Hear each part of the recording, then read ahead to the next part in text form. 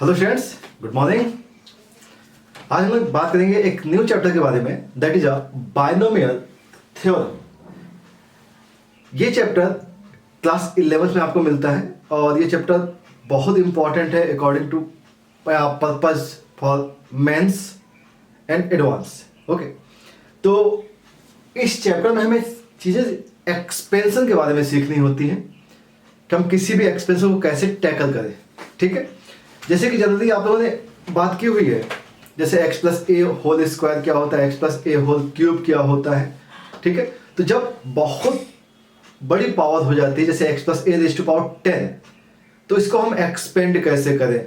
ठीक है, और इसी की प्रॉपर्टीज के बारे में भी हम लोगों को बात करनी होगी। चलिए, तो पहले चीज़ तो हमें ये समझनी है कि बायनोमियल मीन्स क्या होता है। बायनोमियल मतलब होता है बाई मतलब टू टर्म्स के बारे में बात होती है। तो पहली चीज तो ये समझनी है कि टू टर्म्स का मतलब क्या है या एक्सप्रेशन किसका करना है। तो जब भी बाय का मतलब ये हो गया कि अगर हम बात करेंगे x प्लस ए या x माइनस ए, ये टू टर्म्स के बारे में बात हो रही है। या x into y plus minus हमने z लिख दिया, ये भी टू टर्म्स है।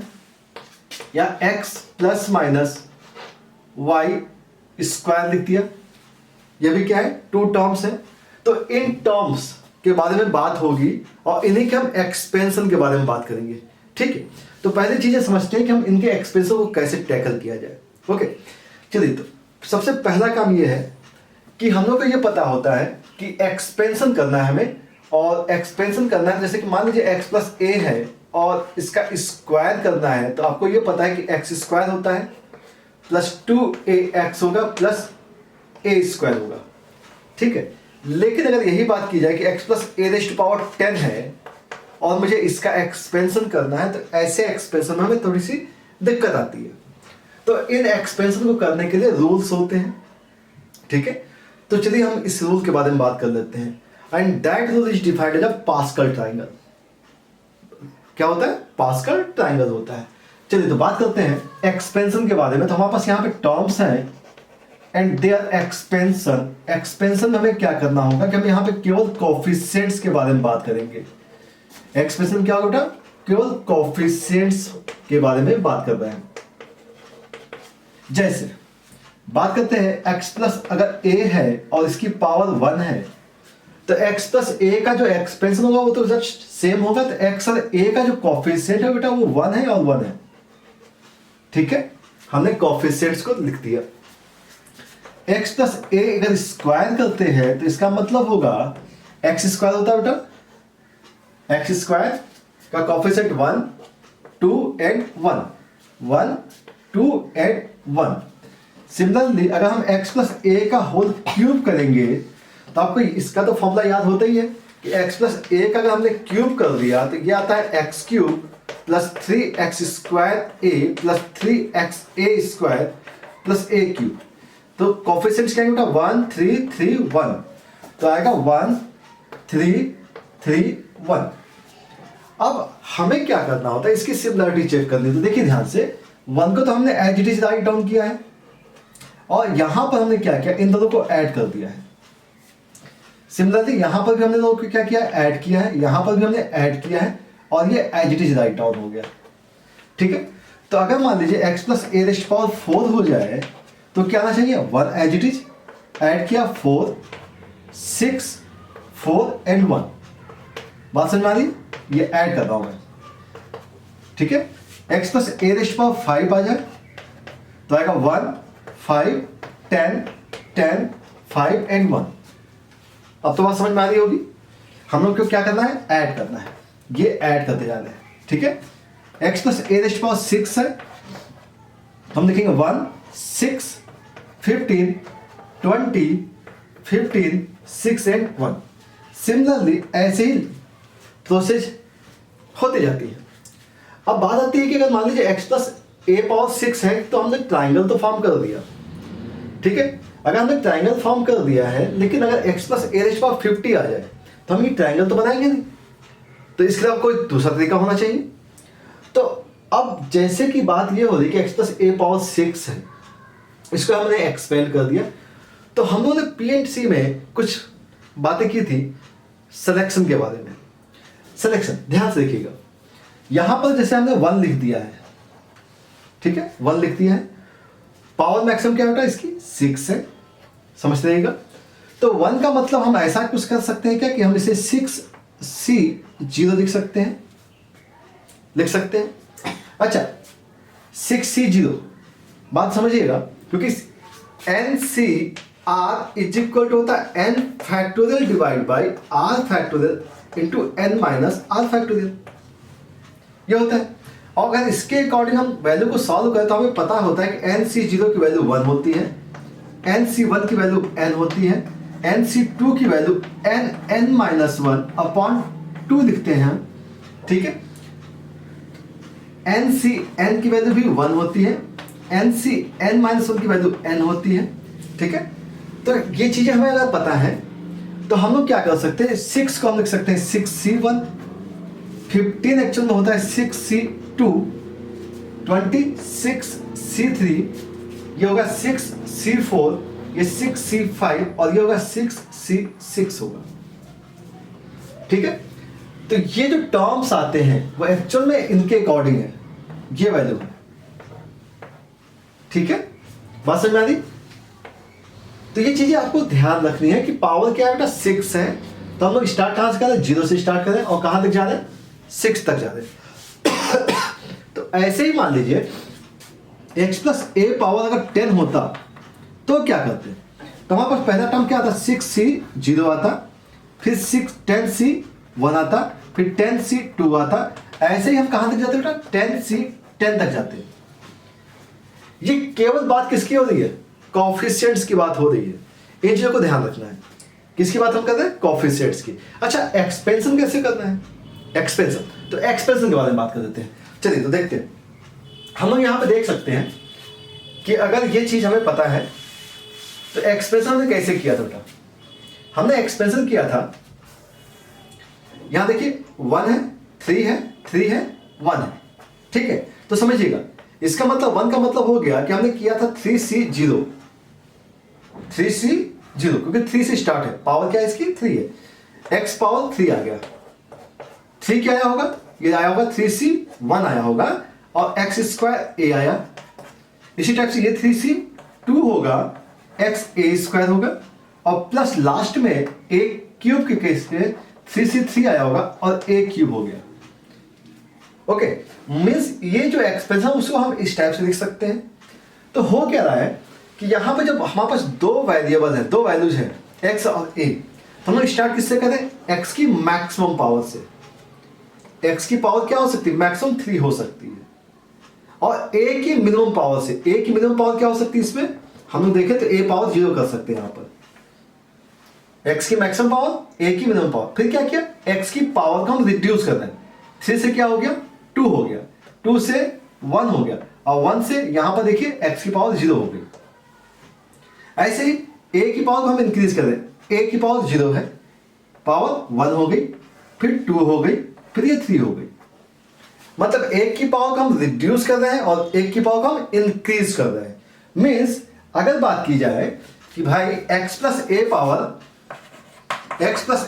6 क्या होना चाहिए, इसका मतलब ये है कि हम इसे लिखेंगे 6C0, एक की पावर हमने क्या किया बेटा मैक्सिमम लिखा, x की पावर 6 लिखा, प्लस 6C1 से स्टार्ट किया, इसकी पावर हमने रिड्यूस किया और दूसरा वैल्यू है a की पावर हमने इंक्रीज किया, a पावर हमने 1 लिख दिया। नेक्स्ट क्या किया बेटा 6C2 कर दिया, x की पावर 4 है, a स्क्वायर हो जाएगा, x की पावर रिड्यूस और a की पावर हमने इंक्रीज किया। सिमिलरली यह आएगा 6C3 x cube a cube, 6C4 x square a4 plus 6C5 x a5 plus 6C6 x की पावर 0 होगा और a की पावर 6 आ जाएगा। ये इसका एक्सपेंशन हो जाएगा। बात समझ में आ रही है, ठीक है। तो कुछ टर्म्स तक तो आपको चीजें याद रखनी पड़ती है, जैसे कि अब 6C1 की वैल्यू क्या होगी 6 होगी, 6C2 की वैल्यू 15 होगी, 6C3 की वैल्यू 20 हो जाएगी, ठीक है, इस टाइप से। लेकिन बहुत सारी वैल्यूज हम लोग याद नहीं रख सकते। अब जैसे 6 के केस में तो हमने मान लीजिए याद रखा, लेकिन अगर यहीं पे 10 होता तो 10c0 10c1, तो हमें वहां पे कैलकुलेशन करना होता है अकॉर्डिंग टू फॉर्मूला। अभी हमने बताया था NCR इज इक्वल टू होता है n factorial divide by r factorial into n minus r factorial. इसके अकॉर्डिंग हमें उसे कैलकुलेट करना होता है। ठीक है, तो एक्सपेंशन समझ में आ गया। एक्सपेंशन आपको किसी भी टर्म का कैसे करना है, तो इन टर्म्स को जो हमने सी के फॉर्म में लिखा है, इन टर्म्स को हम बोलते हैं बाइनोमियल कोएफिशिएंट्स। क्या बोलेंगे? Binomial coefficients. तो ये जो टर्म्स होते हैं, इन टर्म्स को हम बोलते हैं बाइनोमियल कोएफिशिएंट्स। ठीक है, ये होता क्या है? बाइनोमियल कोएफिशिएंट्स होता है। तो अब आपको ये बात समझ में आ गई कि हमें इसका एक्सप्रेशन कैसे करना है। ठीक है, तो अब हम इसे जनरलाइज कर लेते हैं। ये तरीका समझ में आ गया, तो हम क्या करेंगे? इसे जनरलाइज करेंगे। ओके, चलिए, तो ये काम आप कंप्लीट कर लीजिए।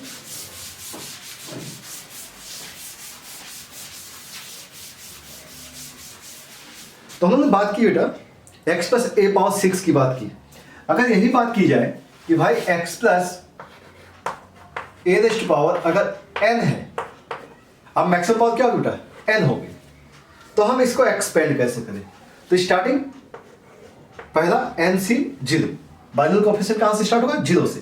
NC0, x की मैक्सिमम पावर हम लिखेंगे तो x की पावर n लिखेंगे और a power 0।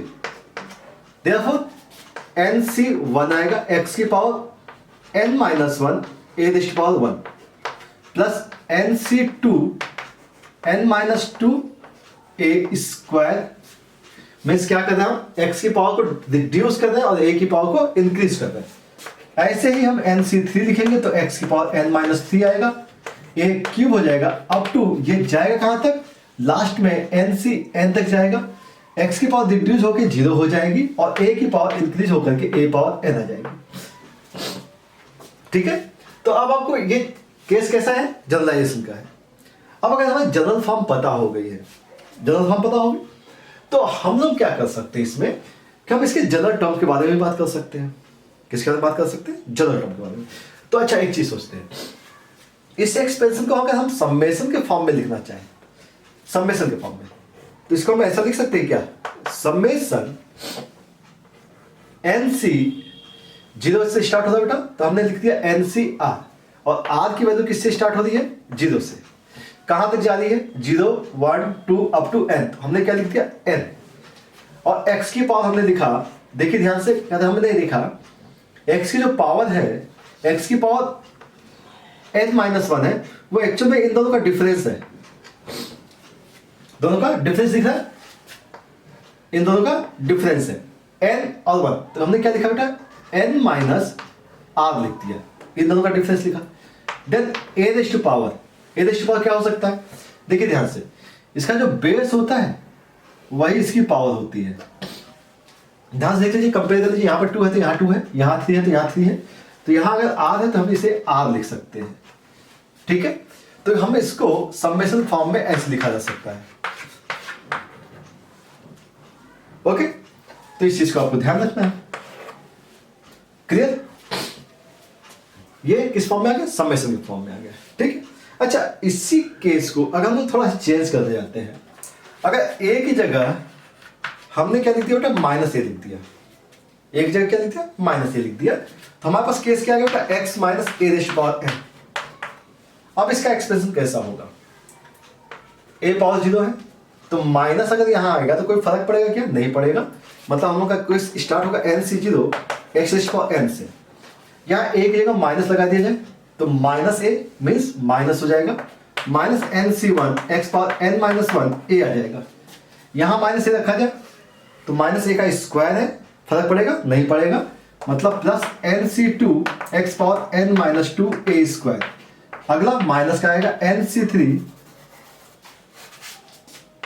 x raise to power n minus 3 a cube up to last में क्या होगा? NCn होगा। a की जगह हम क्या पुट कर रहे हैं? Minus a raise to power n। तो अगर हम देखें माइनस ए पावर n है तो माइनस 1 पावर n कर सकते हैं, इंटू ए पावर n किया जा सकता है। ऐसा हो सकता है?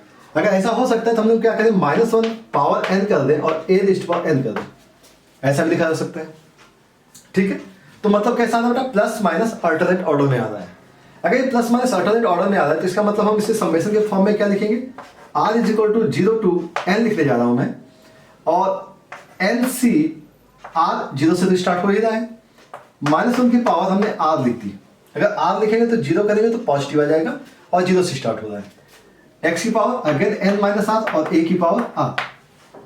चेक करके देख लीजिए, अगर हमने 1 पुट कर दिया r की जगह तो माइनस आएगा n सी 1 x की पावर n माइनस 1 a की पावर 1 मैच करना है।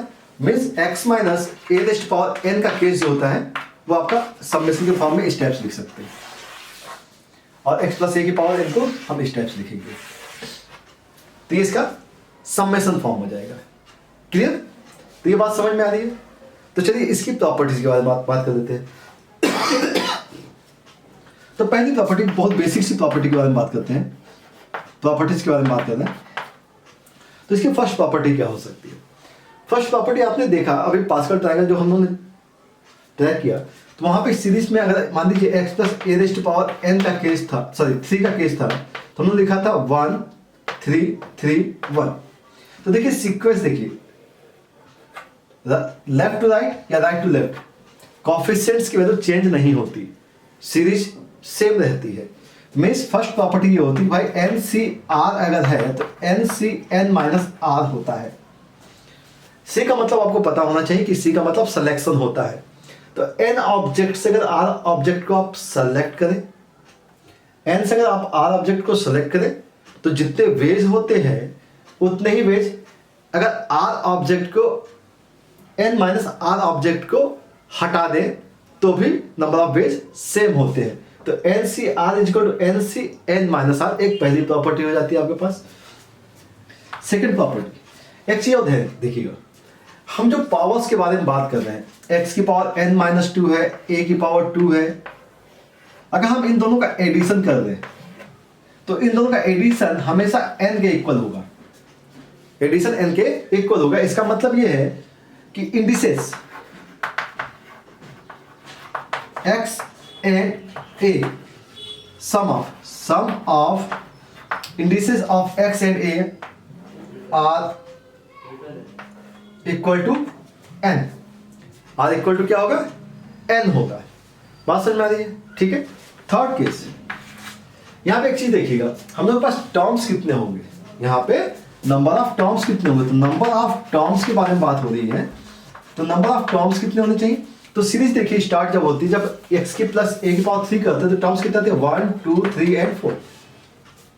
कितने टर्म्स आते हैं, 4 टर्म्स आते हैं, मतलब एक अधिक आता है। यहां पे अगर देखते हैं तो हम लोग 0 से स्टार्ट करें, 1 2 3 अप टू n, तो 1 से लेके n तक n टर्म्स प्लस 0 वाला, तो एक टर्म अधिक, मतलब नंबर ऑफ टर्म्स होंगे वो हमेशा n प्लस 1 होंगे। नंबर ऑफ टर्म्स क्या होंगे, n प्लस 1 होंगे, ध्यान रखोगे। ठीक है, चलो ये केस हो गया, एक्सपेंशन समझ में आ गया है। ओके, तो अब हम लोग इसके जनरल टर्म वगैरह के बारे में बात कर देते हैं। ओके, चलिए तो इसे इरेज कर लें।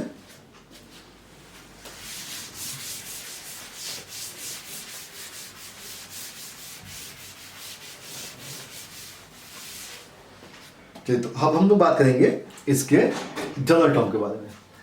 हम लोग बात की अभी कि x plus a power n जो था वो था n C 0 x raise power n plus n C 1 n minus 1 a plus n C 2 n minus 2 a square up to n C n a rest power n, ये लिखा था। ठीक है, चलिए जनरल टर्म के बारे में बात करते हैं। तो यहां पे अगर देखा जाए तो t2 कितना है बेटा, सेकेंड टर्म क्या है, second term n C 1 x power n minus 1 a power 1 है ना। t3 क्या है, n C 2 x power n minus 2 a rest power 2 दिया हुआ है। ओके, अगर t4 देखा जाए तो t4, बात समझ में आ रही, t3 हो गया, t4 अगर देखेंगे तो क्या दिखेगा, n सी 3 दिखेगा, x पावर n माइनस 3 दिखेगा और a क्यूब दिखेगा। बात समझ में आ रही। तो अगर हम बात करें कि टर्म्स क्या है, यहां देखिए 2 है बेटा, तो यहां पे क्या है, 1 है, क्या है, 2 है तो 1, 3 है तो 2 है, 4 है तो 3 है। तो अगर हम जनरल टर्म बात करें टी आर प्लस 1, हम आर प्लस 1th टर्म देख रहे हैं, तो n तो फिक्स रहेगा क्योंकि n सब में कॉमन है। c यहां पे वैल्यू 1 एक कम आ रही है तो एक कम आएगी, आप लिखेंगे। x की पावर जो होती है वो देखिए दोनों का डिफरेंस होती है, nc1 तो n-1, तो हमने क्या लिखा n-r लिखा। और a की जो पावर होती है वो ये बेस होती है, तो इस चीज को ध्यान रखिए, a power r, so that this one is defined as a general term in the expansion of x plus a raised to power n। तो इसे क्या बोलते हैं, जनरल टर्म। क्या बोलेंगे, जनरल टर्म बोलेंगे, ठीक है। ये बात समझ में आ गई। चलिए, तो अब हम लोग क्या करेंगे कि इस जनरल टर्म के ऊपर बेस्ड जितने भी एग्जांपल्स हैं उनको डिस्कस कर लेते हैं। और इन क्वेश्चंस में एक चीज ध्यान रखिएगा, जनरली क्वेश्चंस बनते कैसे हैं कि फाइंड द टर्म या नंबर ऑफ टर्म्स कि इंडिपेंडेंट ऑफ एक्स, ठीक है। इस टाइप के क्वेश्चंस जो बनते हैं वो क्वेश्चन के अकॉर्डिंग हम लोग वर्क कर लेंगे। ओके, तो सारे के सारे क्वेश्चंस जो होंगे वो इसी फॉर्मूले पे डिस्कस किए जाएंगे। क्लियर। चलिए, तो अब आप इसे नोट कर लीजिए। हाँ, तो हम लोग बात कर रहे हैं जनरल टर्म बेस्ड क्वेश्चंस के बारे में। तो एक क्वेश्चन यहां पे लिखा हुआ, इफ द फोर्थ टर्म, ध्यान रखिएगा, if the fourth term in binomial expansion, आपके पास एक्सपेंशन के टर्म्स दिए हुए हैं, इन विच x greater 0 is 20 into 8 raised to power 7, then the value of x is। Okay, तो एक्सपेंशन में हमें पता है कि अगर x plus a raised to power n है तो हमारा जनरल टर्म क्या होता है, tr plus 1 is equal to ncr x raised to power n minus r a raised to power r। ये कौन सा टर्म है, r प्लस 1th टर्म है। हमें बात कर रही है फोर्थ टर्म की, तो अगर हम बात करें t4 की, हमने बात क्या किया t4, तो in this case what is the value of n, here n is equal to 6। n क्या है, 6 है। x की जगह क्या रिप्लेस करेंगे, 2/x। a की जगह क्या रिप्लेस करना है, x raise to power log base 8x, ठीक है। तो हम लोग फॉर्मूला यूज करते हैं 6c, वैल्यू यहां r होती, मतलब यहां से एक कम होती है तो इससे वैल्यू 3 आ जाएगी आपके पास। x की जगह 2/x दिया गया है। अब इसकी जो पावर होती है वो इन दोनों का डिफरेंस होती है, इसका मतलब हमने यहाँ क्या लिखा, 3 लिखा। And then x raise to power log base 8x raise to power, base जो है वो यहाँ आ जाएगा, ये जो बेस होता है वही इसकी पावर हो जाएगी, ठीक है। और ये जो वैल्यू है, ये वैल्यू एक्चुअल में दी गई है 20 into 8 raised to power 7, 20 into 8 raised to power 7 दी गई। चलिए, तो अब इसे कैलकुलेट करना, तो 6c3 की बात करते हैं। 6c3 तो साइड में सॉल्व कर लेते हैं कि भाई 6c3 की वैल्यू होती है 6 फैक्टोरियल डिवाइड बाई 3 फैक्टोरियल, और दिस माइनस दिस 3 फैक्टोरियल, और 6 into 5 into 4 डिवाइड बाई 6 होगा, कैंसिल आउट, वैल्यू क्या आ जाएगी बेटा, 20 आ जाएगी। बात समझ में आ रही है। फॉर्मूला कौन सा यूज किया, NCR, ठीक है, ध्यान से रखिएगा, NCR is equal to n factorial divide by r factorial n minus r factorial, ठीक है। तो इसका यूज करके हमने वैल्यू क्या निकाली, 20। तो इसका मतलब है कि वैल्यू होगी 20, ये 2 का क्यूब है मतलब 8 हो जाएगा, डिवाइड बाय x क्यूब हो जाना चाहिए।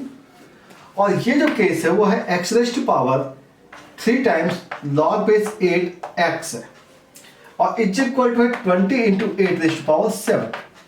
ओके, चलिए कैलकुलेट करते हैं। तो 20 से ये 20 कैंसिल आउट हो जाएगा, 8 से ये कैंसिल आउट होगा, और यहाँ का 8 पावर 6 आ जाएगा। ओके, और ये जो वैल्यू है x की पावर है, इसलिए हम इसे लिख सकते हैं x raise to power log base 8x cube, क्योंकि ये 3 पावर में जाएगा, और ये जो x है पावर ऊपर जाएगी तो माइनस का 3 हो जाएगा, इज इक्वल टू आ गया 8 रेज़ टू पावर 6। ओके, अब हमें इसको बैलेंस करना है। क्या बैलेंस करना है, इन दोनों को बैलेंस करना है। तो बहुत सिंपल तरीका है, हम लोग क्या कर सकते हैं, लॉग ले सकते हैं दोनों साइड में। बेस क्या होना चाहिए, बेस 8 होगा, बेस 8 होगा तो वैल्यू क्या जाएगी, लॉग बेस 8 की वैल्यू 1 हो जाएगी। तो टेकिंग लॉग, हमने लॉग लिया, लॉग का बेस 8 लिया, तो जो पावर में होता है वो बाहर निकल जाता है। Log base 8x cube minus 3, ये बाहर आ गया, और बेस क्या है, x है। इज इक्वल टू हो गया 6 बाहर लॉग बेस 8 और ये आ जाएगा 8। ये वैल्यू क्या हो गई 1 हो गई। अच्छा अब एक काम करते हैं, लॉग बेस जो 8x दिया गया है इसको अगर हमने मान लिया p मान लेते हैं। लॉग बेस 8x को क्या मान लिया p मान लिया। तो ध्यान से देखिएगा ये क्यूब है तो 3 बाहर हो जाएगा, तो ये 3 और ये लॉग बेस 8x की वैल्यू p हो जाएगी -3 और ये वैल्यू होगी p इज इक्वल टू 6 हो गया। तो ये आपको क्वाड्रेटिक बनते हुए दिख रही है, तो क्वाड्रेटिक है तो सॉल्व कर सकते हैं। देखिए इसकी वैल्यू क्या हो जाएगी 3 कॉमन ले सकते हैं, 3 कॉमन ले कैंसिल हो जाएगा, ठीक है। तो वैल्यू क्या आएगी 2 आएगी। मतलब आ गया क्या, इसको कैलकुलेट करना है, आसान कर लेते हैं। तो ये वैल्यू आएगी p माइनस का 1 into p is equal to आ गया 2। वैल्यू क्या आएगी 2। अब सिंपल सा देखिए बेटा, इसका फैक्टर क्या करेंगे तो आप 2 इंटू 1 कर सकते हैं और ये होगा p इंटू p माइनस का 1 मीन्स p की जो वैल्यू आएगी वो आएगी 2। p की वैल्यू क्या आ गई 2 आ गई। अगर p की वैल्यू 2 आ गई है, बात समझ में आ रही है, p की वैल्यू अगर 2 आ गई है तो यहाँ देखिए log base 8x is equal to आ गया p का मतलब हो गया 2, तो x की वैल्यू हो गई 8 स्क्वायर मीन्स 64। तो x की वैल्यू क्या आ जाएगी 64 आ जाएगी। ओके ये बात समझ में आ गई। चलिए तो x का आंसर क्या आ गया बेटा 64 आ गया, ठीक है। ये बात समझ में आ गई, p इंटू p माइनस 1 की वैल्यू 2 होगी, ठीक है। और एक चीज हो, इसकी वैल्यू -2 अगर होती तो पॉसिबल नहीं था, ठीक है। तो यहां से ध्यान रखिएगा p की वैल्यू क्या आ गई 2 आ गई और उसके अकॉर्डिंग हमने x की वैल्यू निकाल दी 64। तो ये बेस किस पे हो गया डिपेंड इन जनरल फॉर्मूला। चलिए बेटा बात करते हैं नेक्स्ट क्वेश्चन की, और इस क्वेश्चन में दिया गया the term independent of x। तो इन टर्म्स को, इन लैंग्वेज को समझिएगा। इंडिपेंडेंट ऑफ x कहा गया है। इंडिपेंडेंट ऑफ x का मतलब ये है कि उस पूरे एक्सपेंशन में x की जो पावर होगी वो 0 होगी। बस समझ में नहीं, x की पावर क्या होनी चाहिए 0। तो ऑब्वियस सी बात है कि टर्म क्या हो जाएगा x से इंडिपेंडेंट हो जाएगा। और एक्सपेंशन किसका बेटा, एक्सपेंशन है ये x plus 1 upon x raise power 2/3 minus x raise power 1/3 plus 1 minus x minus 1 upon x minus x raise power 1/2 rest power 10, ठीक है। तो एक्सपेंशन के बारे में बात करें तो हम लोग के पास सिंपल सा केस ये होता है कि हम लोग जो एक्सपेंशन के बारे में बात की थी that are x plus a rest power 10 x plus a rest power 6, तो वहां पे चीजें बहुत आसान थी। अब यहाँ पे जो सीरीज दी गई है काफी कॉम्प्लिकेटेड है। तो जो क्वेश्चन हमें दिया गया है that is x plus 1 upon x raise power 2/3 minus x raise power 1/3 plus 1 minus x minus 1 upon x minus x raise power 1/2 है और रेस्ट पावर 10 है। तो इंडिपेंडेंट फ्रॉम x कहा गया है, तो हम इस केस में यहां पर ही जनरल टर्म नहीं लगाएंगे। पहले चीजों को थोड़ा सा सिंप्लीफाई करना भी चाहिए। तो चीज अगर ये सिंप्लीफाई हो जाएगी उसके बाद हम इसका जनरल टर्म निकालेंगे जिसमें x की पावर क्या होनी चाहिए 0 होनी चाहिए। तो अब ये क्वेश्चन को सिंप्लीफाई कैसे किया जाए तो समझते हैं। ये देखिए बेटा x प्लस 1 है और यहाँ पे x पावर 2/3 1/3 और 1 दिया गया।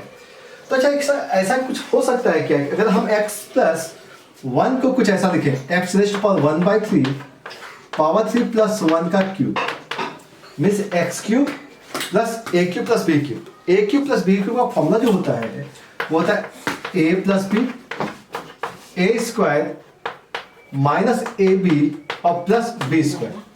ऐसा हो सकता है, ठीक है। दूसरी चीज आप सोचते हैं, एक केस यहां भी दिया गया है तो इसमें भी x माइनस 1 जो दिया गया है इसे हम x पावर 1/2 का स्क्वायर और माइनस 1 का स्क्वायर करेंगे तो वैल्यू क्या आएगी बेटा x पावर 1/2 आएगा माइनस 1 और x पावर 1/2 प्लस 1 आएगा, ठीक है। तो हमें क्या करना है कि थोड़ा सा इसे सिंप्लीफाई करना है। चलिए तो स्टार्ट करते हैं बेटा।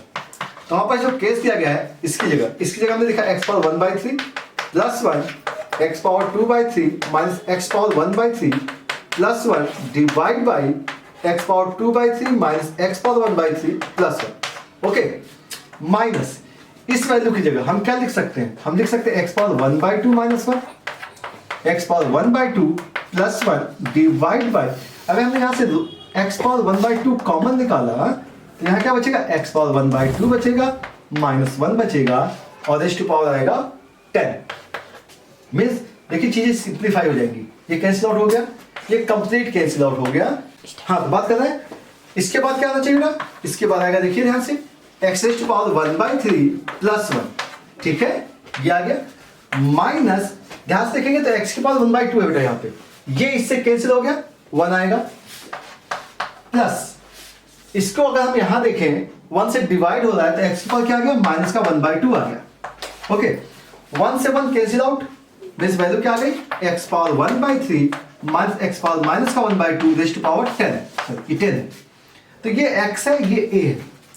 अब हम इसे सिंप्लीफाई करेंगे, ठीक है। अब वापस आते हैं टारगेट पे, इंडिपेंडेंट ऑफ x, तो हमें तो ये पता नहीं है कि x की इंडिपेंडेंट कहां होगी, तो हम लोग को क्या करना होता है कि ऐसे क्वेश्चंस में हम इसे जनरल टर्म मान लेते हैं कि भाई एक ऐसा टर्म है let r plus one term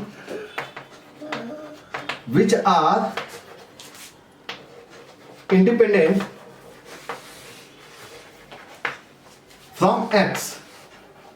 अब x से इंडिपेंडेंट क्या है, x की पावर 0 मिलना चाहिए, x से इंडिपेंडेंट का मतलब क्या है x की पावर 0 मिल जाए, तो हम क्या करते हैं कि हम ऐसे क्वेश्चन के लिए जनरलाइज करते हैं, TR+1 निकालते हैं।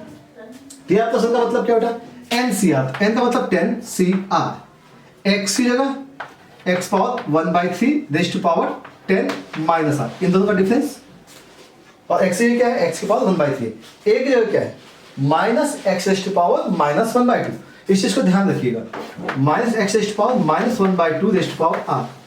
चलिए तो बैलेंस करते हैं x की पावर को, तो 10CR x raise to power 10 minus r divide by 3 into यहां आएगा minus 1 raise to power r और x की पावर आएगा माइनस r/2। यहां तक की बात समझ में आ रही। अब एक्चुअली हमें चाहिए क्या, x की पावर 0 फॉर इंडिपेंडेंट, तो x की पावर 0 का मतलब ये हो गया कि हम बात करें कि 10 minus r/3 minus r/2 is equal to 0 होना चाहिए, क्योंकि x की जो पावर है इन दोनों का सम क्या होगा, इन दोनों का सम 0 आएगा, 0 आएगा तभी तो काम बनेगा। चलिए तो कैंसिल करें, तो वैल्यू कितना है बेटा 20 minus 2r minus 3r is equal to 0, सही है। मतलब r की जो वैल्यू है वो है वैल्यू 4, r कितना आ गया ध्यान से देखो, r की वैल्यू क्या आ गई 4। अब हमें चाहिए क्या था, the term independent of x in the expansion is, हमें टर्म चाहिए, तो r की वैल्यू क्या आ गई 4, तो विच वो टर्म, तो विच टर्म मतलब r की जगह अगर आप 4 पुट कर देते हो तो t5 is the term which are independent from x, means क्या आ जाएगा t5 is the term, t5 term होगा which are independent from the x। अगर बात की जाए टर्म क्या होगा, क्या होगा टर्म क्या होगा, तो सोचिए t5 की वैल्यू निकाल दीजिएगा, 4, r की वैल्यू क्या है 4 है, x की पावर अगर देखेंगे तो 0 आ जाएगी, माइनस 1 की पावर 4 वैल्यू पॉजिटिव, मतलब 10c4 आ गया, 10c4 का मतलब 10 factorial divide bye 4 factorial into 10 minus 4 6। चलिए इसे कैलकुलेट करते हैं, तो क्या है 10 9 8 7 डिवाइड बाय 4 का मतलब 4 3 2 1, क्योंकि 6 कैंसिल हो चुका होगा, कैसे कर दोगे 4 2 जा 8 हो गया, 3 3 जा 9 7 3 जा 21 10 210, तो हमारा आंसर क्या आ गया 210। तो दिस टर्म, ये हमारा टर्म आ जाएगा 210 आएगा which is independent from x, ये टर्म की वैल्यू है, and which term, then t5 is the term which are independent from the x। तो जब भी कभी क्वेश्चन इंडिपेंडेंट ऑफ x का केस आ जाए तो हमेशा आप उसे क्या करेंगे जनरलाइज करेंगे, और जनरलाइज करने के केस में x की पावर 0, x की जो भी पावर आ रही होगी उसको 0 कर दीजिए, उसके अकॉर्डिंग हमें क्या मिल जाता है r मिल जाता है, टर्म्स निकल जाते हैं, ठीक है। तो एक्चुअल में ये है, ये जो केस था ये केस थोड़ा सा कैलकुलेटेड पार्ट था, कि हमें इसे सिंप्लीफाइड वर्जन में लेके आना था, बात समझ में आ रही है, ठीक है। तो जब भी इंडिपेंडेंट के केस आएंगे आप उसे क्या करेंगे जनरलाइज करेंगे, जनरल टर्म एज्यूम करेंगे, और फिर हम r की वैल्यू को फाइंड आउट करेंगे जहां पे x की पावर 0 है। ओके चलिए, आई होप आपको समझ में आ गया होगा जो भी टर्म्स इंडिपेंडेंट क्वेश्चंस होंगे, ठीक है, कंप्लीट कर दीजिए। चलिए बेटा बात करते हैं हम लोग नेक्स्ट क्वेश्चन की, that is the positive value of lambda for which the coefficient of x square in expansion of x square in root x plus lambda upon x square raise to power 10 is 720 is. Means हमें इस expansion में coefficient किसका चाहिए, x square का, और x square का जो coefficient है वो वैल्यू किसके इक्वल है, 720 के इक्वल है। ठीक है, तो समझते हैं थोड़ा सा कि अगर हमारे पास जो सीरीज दी गई है वो एक्चुअल में दी गई है, वो एक्चुअली एक्स स्क्वायर के साथ मल्टीप्लाई में है। ठीक है, तो हमारा काम ये है कि अगर हम यहां पर इंडिपेंडेंट फॉर्म एक्स देख लें, means coefficient of x raise to power अगर 0 मुझे यहां से मिल जाता है, तो अगर हम उसे मल्टीप्लाई करेंगे एक्स स्क्वायर से तो रिजल्ट क्या आएगा बेटा, कोएफिशिएंट ऑफ एक्स स्क्वायर। बस समझ में आ रही। मीन्स हमारा टारगेट ये है कि टर्म हमें चाहिए independent from x in expansion of है हमारे पास x raise to power 1/2 plus lambda upon x square power 10। Okay, root x plus lambda upon x square power 10 independent चाहिए बेटा। अब इंडिपेंडेंट का मतलब ये है कि हमें चाहिए एक्स की पावर 0, तो मुझे तो पता नहीं है कि कहां पर है, तो जनरलाइज करते हैं। तो let are plus one term which contain x power 0, तो n की वैल्यू 10 सी आर हो जाएगा। x की जगह हमने लिखा x power 1/2 raise to power का 10 minus r into lambda x power -2 है और ये होगा 10, तो ये होगा आर। ओके, ये बात समझ में आई। चलिए तो देखते हैं, तो वैल्यू आ गई 10 C R x raise to power 5 minus r upon 2 है, मल्टीप्लाई किया है, लैम्डा पावर आर हो गया और x की पावर आएगा -2r। ठीक है, अब x की पावर क्या होना चाहिए, इंडिपेंडेंट फ्रॉम x मतलब x की पावर 0 होना चाहिए। तो x की पावर देखिए ये है और ये है, means 5 minus r upon 2 -2r, मतलब जो पावर का सम है वो क्या होना चाहिए, 0 होना चाहिए। कैलकुलेट किया जाएगा तो 5 2 टाइम्स 10 हो जाएगा minus r minus 4r is equal to आ गया 0, so that r is equal to आ जाएगा 2। आर की वैल्यू क्या आ गई 2r, मतलब जो थर्ड टर्म होगा वो इंडिपेंडेंट फ्रॉम x होगा। अब बात करते हैं कोएफिशिएंट की, तो आगे जगह आप 2 पुट कर लीजिए, आगे जगह 2 पुट कर लेते हो। तो आगे जगह जैसे ही आपने 2 पुट किया तो t3 की वैल्यू क्या आई, t3 इज इक्वल टू आएगा 10c2 x की पावर तो 0 होना ही है, लैम्डा रेज़ टू पावर 2, और ये जो कोएफिशिएंट है इसका मल्टीप्लाई हम एक्स स्क्वायर से करेंगे तो काम बन जाएगा। मतलब ये कोएफिशिएंट है, ये कोएफिशिएंट की वैल्यू किसके इक्वल दी गई, 720 की इक्वल दी गई। ठीक है, चलिए देखते हैं। 10c2 का मतलब हो गया n-1 upon 2 lambda square up 720। ठीक है, 8 टाइम्स जाएगा, ठीक है, और ये हो जाएगा 16, तो lambda square is equal to हो गया 16, so lambda is equal to आएगा +-4, but lambda positive, so lambda की वैल्यू आएगी 4। लैम्डा वैल्यू क्या आएगी 4 आ जाएगी, तो इसका मतलब ये आंसर इसका 4 हो जाएगा। ठीक है, बात समझ में आ गई होगी। तो ध्यान रखना है कि ऐसे क्वेश्चंस जब कोएफिशिएंट्स निकालना होता है तो चीज़ों को ध्यान रखना है। एक्स स्क्वायर है, मल्टीप्लाई में जो भी था उसके टर्म्स को हमने इंडिपेंडेंट फॉर्म एक्स कर दिया। अब बेस सी बात है कि जब भी ये मल्टीप्लाई होगा उस टर्म से तो क्या आएगा, कोएफिशिएंट ऑफ एक्स स्क्वायर हो जाएगा। क्लियर, चलिए तो अब आप इसे कंप्लीट कर सकते हैं। ओके, करेंगे हम लोग नेक्स्ट क्वेश्चन के बारे में, that is in binomial expansion a minus b raise to power n greater equal to 5 दिया हुआ है, the sum of the 5th and 6th term is 0, then a upon b is equal to. Means आपको क्या करना है बेटा कि sum of the 5th and 6th term के बारे में बात करनी है, मतलब t5 निकालना है और t6 निकालना है in the expansion of a minus b raise to power n। तो सिंपल सा केस देखिए बेटा, t5 निकालना है और t6 निकालना है, और इन दोनों का हमें एडिशन चाहिए, और एडिशन की वैल्यू क्या है, 0 है। ठीक है, t5 और t6 एडिशन की वैल्यू क्या है, 0 है।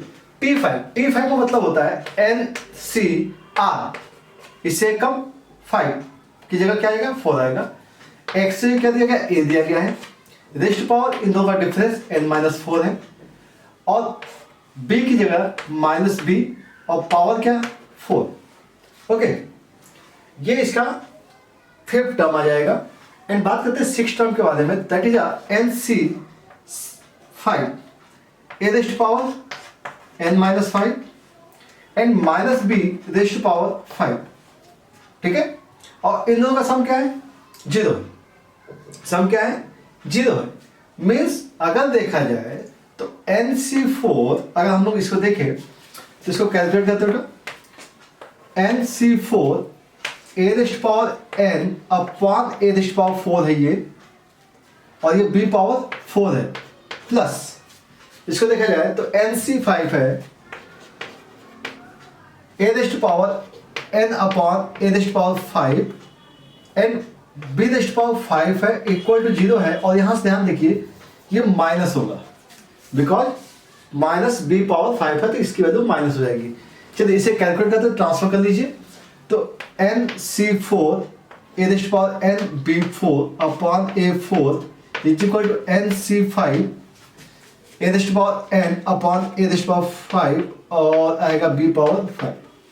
ठीक है, अब इसे कैलकुलेट करना है तो देखते हैं, a पावर 4 से a पावर 5 कैंसिल आउट हो जाएगा, a पावर n कैंसिल होगा, b4 से b5 कैंसिल हो जाएगा।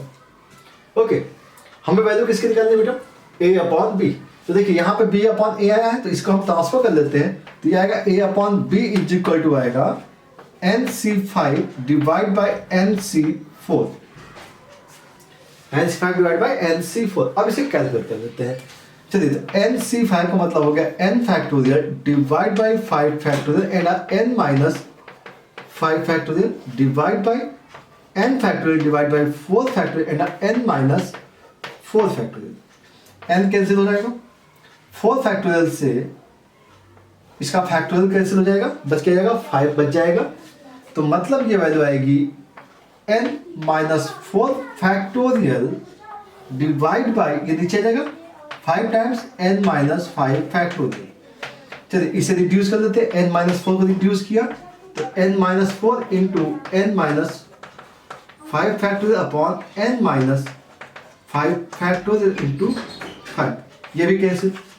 ठीक है, तो अब बच गया की वैल्यू a upon b is equal to n minus 4 upon 5। So therefore this one is answer of this question. तरीका समझ में आ रहा है, तो स्टेप बाय चीजों को करते जाएंगे, चीजें बहुत स्मूथली सॉल्व हो जाती हैं। ओके, नोट करें के बारे में, और ये क्वेश्चन एक्चुअली में बहुत अच्छा सा एग्जांपल है ये चीज़ समझने के लिए कि हम जनरल टर्म को किस टाइप से यूज करते हैं। और यहाँ पे क्वेश्चन जो दिया है, the number of rational terms in expansion of 4th root of 5 plus 5th root of 4 raised power 100 दिया हुआ है।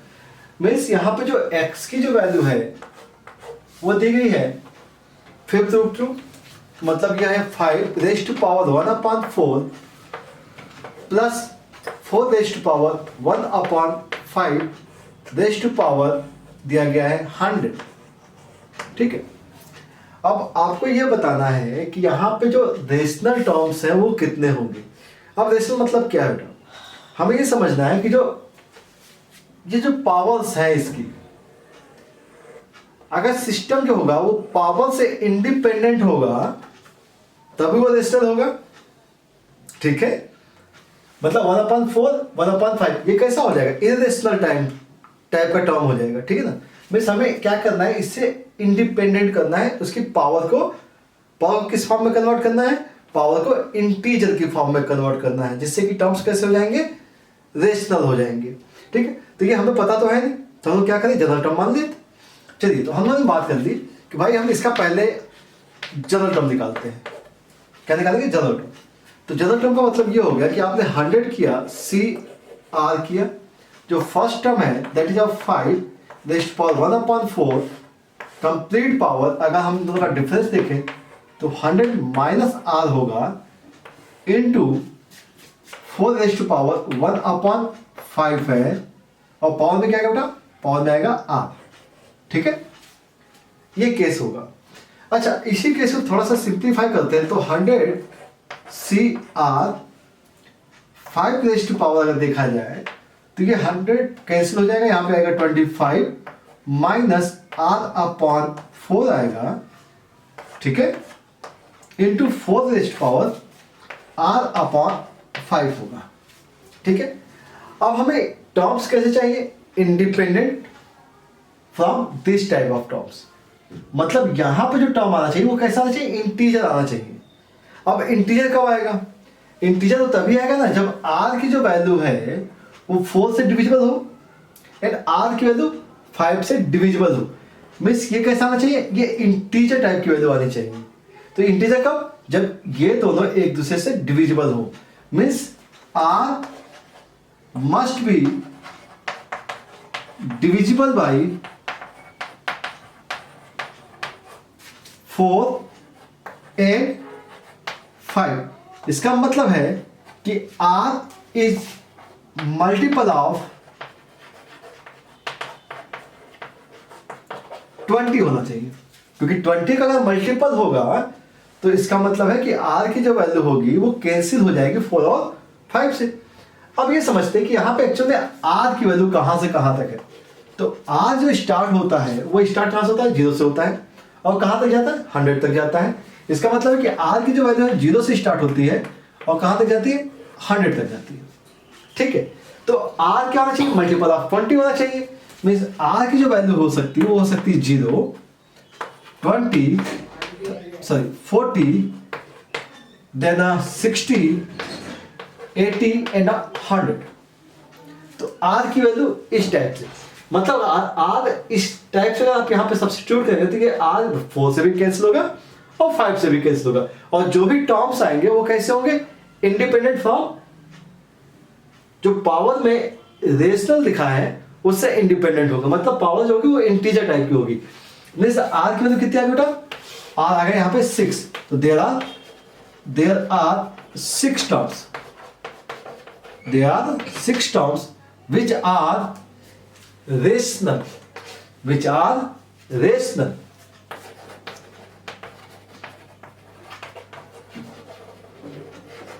ठीक है। और हम इसी क्वेश्चन एक चीज और समझते हैं कि अगर इसी क्वेश्चन में दिया होता कि the terms which are irrational, तो हमने क्या किया? 6 टर्म्स कितने थे? रेशनल थे। अगर 6 टर्म्स रेशनल है तो इरेशनल कितने होंगे? तो देयर आर,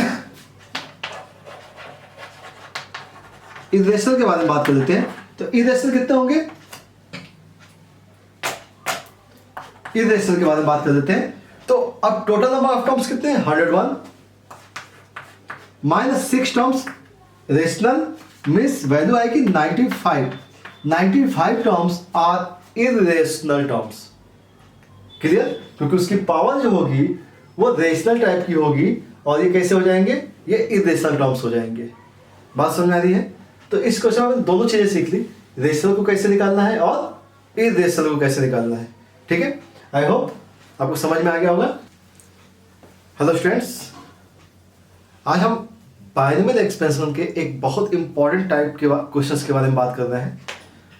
हम यहाँ पे क्वेश्चंस मेंशन किया हुआ है, the coefficient of x raised to power 5 in expansion of 1 plus x raised to power 21 plus 1 plus x raised to power 22, 1 plus x raised to power 23 plus up to 1 plus x raised to power 30 दिया हुआ है।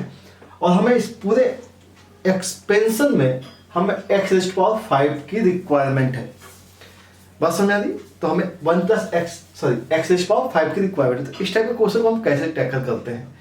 तो इस question को solve करने के लिए हमारे पास सिंपल सा तरीका ये है, हमारे पास जो सीरीज दी गई है, एक्चुअल में हमारे पास जो क्वेश्चन दिया गया है वो 1 plus x power 21 से स्टार्ट हो रहा है, 1 plus x raised to power 22 है, अप टू जा रहा है ये 1 plus x raised to power 30। तो जब भी इस टाइप के सीरीज दी जाए तो हमेशा एक बार चीजें चेक कर लीजिए कि कहीं ये सीरीज किसी फॉर्म में तो नहीं है, AP, GP, HP किसी एक सीरीज की फॉर्म में तो नहीं है।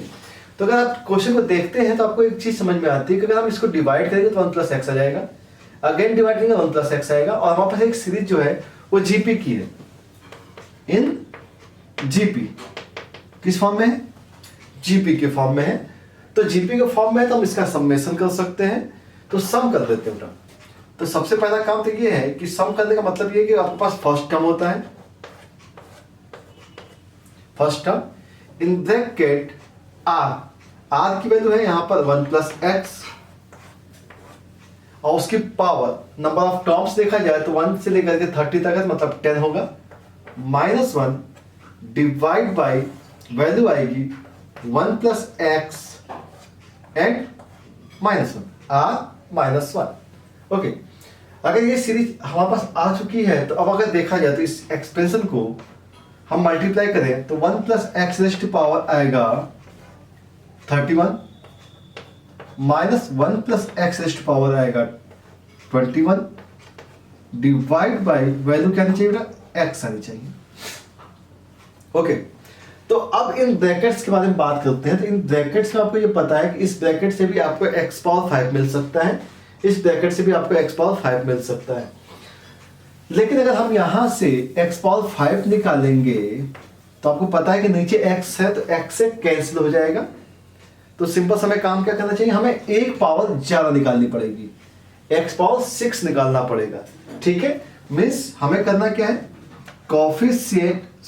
Coefficient of x power 6 in expansion of 1 plus x raised power 31 minus 1 plus x raised power 21। ये बात समझ में आ गई होगी। x पावर 6 क्यों निकाल रहे हैं, क्योंकि डिवाइड में x है, कैंसिल आउट करेंगे तो x पावर 5 हो जाएगा। अब अगर बात करें इस एक्सपेंशन में हमें कोफिशिएंट चाहिए x पावर 6 का, तो आपको पता होना चाहिए कि 31c 6 होगा और x पावर 6 आएगा, क्योंकि जो बेस होता है वही x की पावर होती है। x पावर 6 का कोफिशिएंट क्या है, 31c 6 है, माइनस इसी टाइप से यहाँ देखा जाए तो 21c 6 आएगा और x की पावर 6 आएगा। तो इसको हम हटा देते हैं क्योंकि हमें जस्ट कोफिशिएंट के बारे में बात करनी है। तो ये हमारा आंसर हो जाएगा 31c6 माइनस 21c6। तो ये हमारे पास इसका आंसर होगा 31c6 माइनस 21c6। सिंपल था क्वेश्चन, ठीक है, तो आप इसे सॉल्व कर सकते हैं। ओके।